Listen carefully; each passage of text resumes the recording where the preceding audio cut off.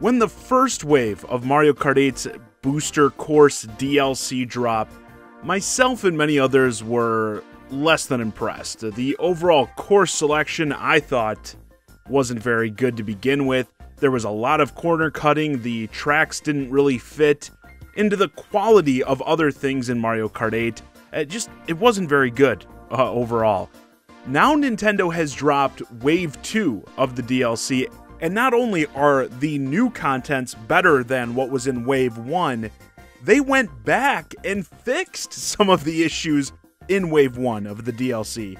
Yes, Nintendo actually listened to the fans. I'm shocked, I know you're shocked. So that's what I wanted to talk about today. First off, with this Wave 2, the track choice, yeah, I think is way better than Wave 1. Lots of great picks here. Something like Luigis Pinball, I mean, come on. Fantastic course, looks great in this game. Definitely an upgrade from the DS. I guess this course is in Mario Kart Tour as well. I don't play awful mobile games, so I don't know how this course compares to the version in Tour.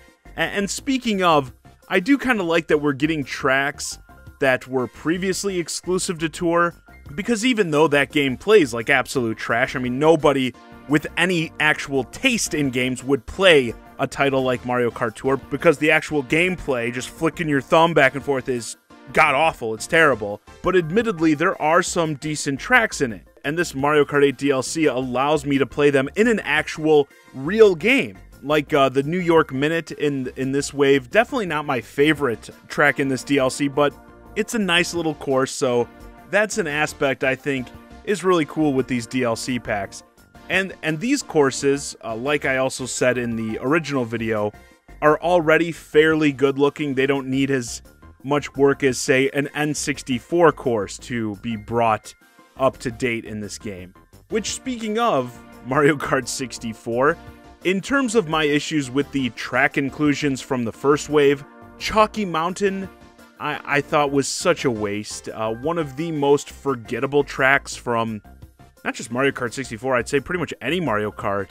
I've personally never seen anyone hyped to play that track, wanting to see it make a comeback, because it's just not interesting. Again, forgettable is, I think, the perfect word for it. And they didn't really do anything interesting with it when bringing it over to Mario Kart 8. Yeah, the whole inclusion of Choco Mountain with the first wave was a big thing that brought it down, in my opinion. Now, in Wave 2, we got another N64 track, Calamari Desert. This track, on the other hand, this is a classic. This I like. And it's a classic for one single reason. Yeah, I guarantee you, no one who played Mario Kart 64 back in the day has forgotten about the train shenanigans from this level, so I was hyped to play this track again regardless, even if it was lacking in quality like, some of the previous tracks were. As long as people can get blasted by the train, I was gonna have fun with this one. To my surprise, this track was altered fairly heavily. It's now a changing track, which sends you off onto the train tracks, driving against the infamous train going through the tunnel. They took really the single element that made this track interesting and made it an even bigger part of the course. It's very much still Calamari Desert, has the same vibe, but they made it better. Yeah, I was super happy with this. I think it tickles that nostalgia itch, and these changes make it even more fun to play. Also, in the vein of having fun, the extremely popular shortcut in Mushroom Gorge, being able to boost over the gap at the end, it's in there. You can do it if you have the skill level, which, let's just say 99 times out of 100, I do not. So nice to see they didn't, quote-unquote, fix this. I love seeing this sort of stuff remain in the game, not get, like, patched out. It's common for, these sorts of things to get fixed, quote-unquote, when you bring some of this old content into newer games. And it's not just like a Mario, Nintendo thing. I mean, this happens all the time. But having elements like this are just more fun. Some people will defend the choices when, they take elements like this out of these games. and say like, oh, well, it isn't intentional, or, it makes things less competitive. Whatever the excuse is, I don't care, because I think having this stuff is more fun. Especially if you're concerned with, like, competitiveness or something like that. Go play Forza or Gran Turismo. Okay, I'm playing the wacky game where you throw turtle shells at people with nuclear capabilities because I'm just trying to have fun. So that's something I was glad to see as well. Now, these courses aren't perfect. I do have some criticisms. I don't want people thinking I'm a fanboy over here. People are going to start thinking I enjoy Nintendo games or something. There is still some of the corner cutting with the environments, textures, and that here and there. I don't think anything looks as bad here as a lot of the things in Wave 1. I think overall these types of issues are less noticeable than with the previous tracks. It's less noticeable, I think, also because of the track choices. When you have these really fun tracks as a starting point, it's hard to notice some of the stuff that could have been improved. One glaring issue that I would definitely want to note, Sydney Tour, which I think is, again, a really solid track overall. Great music, theme, everything. But why the hell would you not only have 2D characters, an issue I also had with the Wave 1 DLC, but this one I think is way worse, because you have the audacity to have the player, me, driving into this area and seeing them from the side. Once more, 2D characters in this modern game, and you have me looking at them from the side. Nobody saw an issue with this. It looks so bad. Again, overall, I think this is a good track, but stuff like this, come on. Even though I still don't like it, when they're further off in the background, and again facing you, it's not as big of a deal. Obviously, there are people using the same defenses as the stuff before. Oh, it's a small thing, you're supposed to drive by it quickly. And I have the same responses as before. Like, yeah, but once you notice this sort of stuff, it's pretty jarring and hard to unnotice. And just like all of my issues with the Mario Kart 8 DLC, this sort of glaring corner cutting stands out way more when the rest of the game is so good looking. I mean, Mario Kart 8 is still one of the best looking Nintendo Switch games. So when you throw stuff like this in there, it's a lot like, whoa, it's kind of a big shock.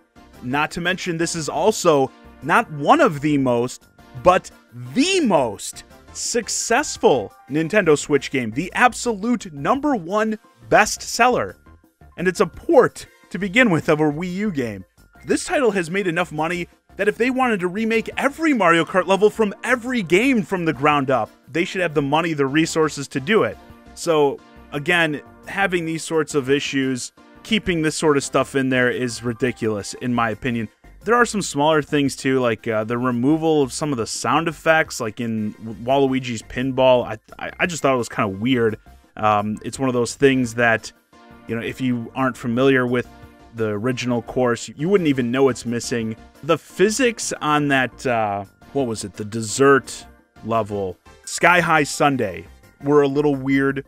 The one complaint I've been seeing a few people, not a lot of people, saying on social media with these courses is the inclusion of Mario Circuit 3 from Super Mario Kart, saying that one is kind of boring.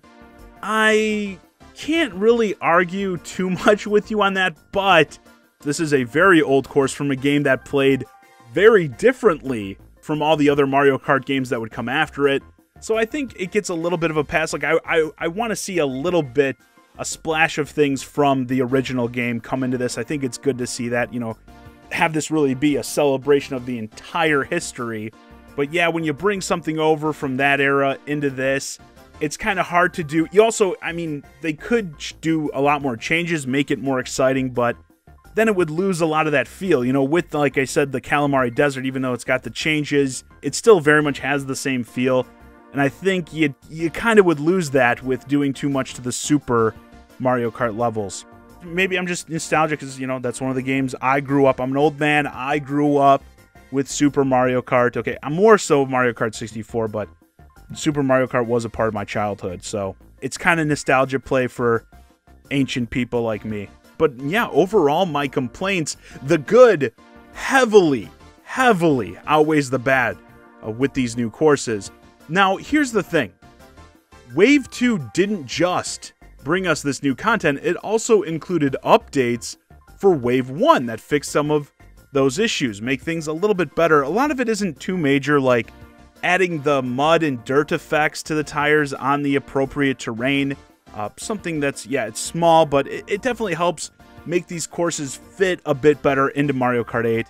But there was a fairly substantial change, an upgrade from one of the more common critiques. Coconut Mall was easily one of the most anticipated tracks in Wave 1 of the DLC, and something that many, including myself, thought was a big downgrade was that the cars towards the end of the track didn't move like they originally did. They all just kind of sat there stationary, like parked. Not nearly as interesting, not nearly as fun. Again, that's the thing I want to see here. Fun things as having that chaos of the cars moving back and forth. Now with this update, not only do they move, but they do this really smooth donut, like burnout animation. One of those things, a perfect example. We went from this aspect being worse than it was in the original Wii version to better than what it was in the Wii version. Okay, that's a kind of a big leap, and that's what we should be able to expect. It's kind of funny seeing the responses to aspects like this online because people speaking up about this made the change happen. You'll never convince me that, oh, they were going to totally update and change this if people weren't complaining at how stupid it looked and what a downgrade it was having the cars just parked there. But it's funny seeing people like on Twitter being hyped about this change who were fanboys white knighting and defending the original version of them not moving when it launched, telling people like me, oh, stop complaining, just be grateful. But because of us complaining, they get the change and they're like, oh, this is so great, look at how awesome this is. This is exactly why we complain about stuff. We do it because we hope as a result it gets fixed, gets done right. I mean, if we listened to you dumbass fanboys and all just sat on our hands and said nothing, no, everything Nintendo gives us, no matter what, is the best thing ever, then I guarantee you wouldn't have this. But yeah, once more, this is why we complain, so we get good content. At the end of the day, we're not just serial complainers, haters, never happy. Oh, you're never happy with anything Nintendo does, you're just a hater. Why don't you try actually paying attention to the things I say for more than 5 seconds? I know that's asking a lot of the TikTok generation out there. To make it crystal clear, I'm very happy they did this. And like I also explained with how big of a company, how successful of a game we're talking about here, it was not asking too much either. So overall, I think Wave 2 was definitely a big step up from Wave 1. I think the courses from top to bottom are way better. We're talking about the choices of courses to start with. Quality of them are better. They're once more not perfect. There is still some corner cutting in that. And I'm really glad Nintendo went back and touched up some of those shortcomings from the Wave 1 pack. Did you get all that? I still wouldn't say people should run out and buy this now unless you're really jonesing for more Mario Kart 8 content. Like if you've held off through Wave 1 and you looked at it and you're like, oh, I'm glad I didn't get Wave 1. Wave 2, again, is much better, but I don't know if you want to run out and pay for all this stuff up front when we still have to wait and see where the majority of it goes. I'd give it like I'd wait for at least another wave, and if the next wave is, as good as this, maybe it's even better than Wave 2, then I may think it's time for people who are interested in this to jump on board. Because yeah, if this is the direction we're going to start going in, I think it's looking really solid. Anyway, with that, this video's a wrap. Let me know your thoughts on Wave 2 of Mario Kart 8's Booster Course Pack in the comments. Are you playing it? How do you think this stacks up to Wave 1? What do you think of them improving some of the stuff from Wave 1? As always, I'm the Shy Guy, Johnny Zakari, and thanks for watching.